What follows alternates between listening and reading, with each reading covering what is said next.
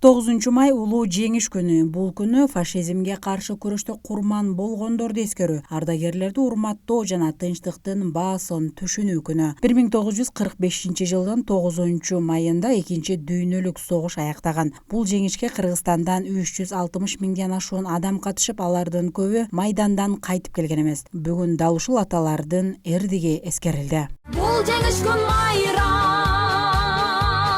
баары жыттанга.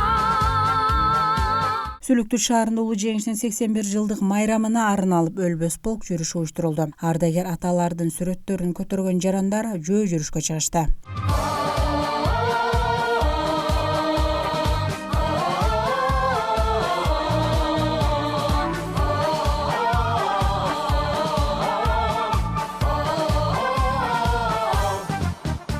9 май улуу жеңиш майрамынын 81 жылдыгына карата Сүлүктүү шаарында майрамга биз дагы салымыбызды кошуп келип катышып атабыз.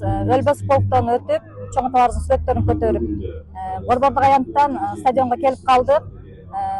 Чоң аталарыбыздын эрдиги менен дайыма сыймыктанабыз.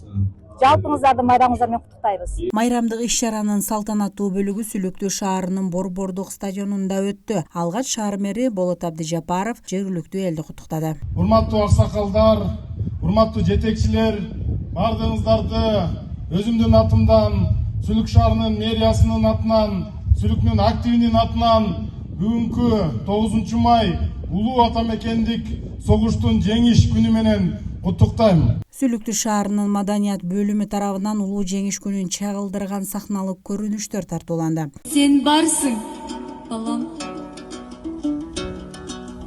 Түндөр узарып кетти. Уктайын десем, ойлор жибербейт. Азыр кайда экен? Ач эмеспи? Жарадар болуп калган жокпу? Деп өзүмдү өзүм жеп өттүм. Майрамдык иш-чара концерттик программа менен коштолуп, мекенчилдик ырлар жаңырды.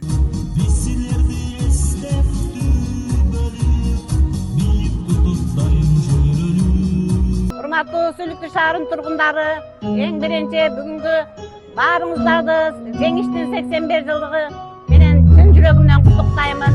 Бул жеңиш, бул майрам биз үчүн өтө маанилүү. Анткени көптөгөн бабаларыбыз, аталарыбыз бизге ушул күндү алып келген үчүн өтө алар үчүн сыймыктанышыбыз керек.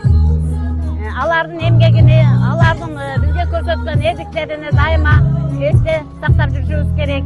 Улуу жеңиш күнү эрдиктин, кайраттуулуктун жана тынчтыктын символу катары ар дайым элибиздин эсинде сакталат. Фаридо Байдуллаева, Мавлюда Якупова, жаңылыктар.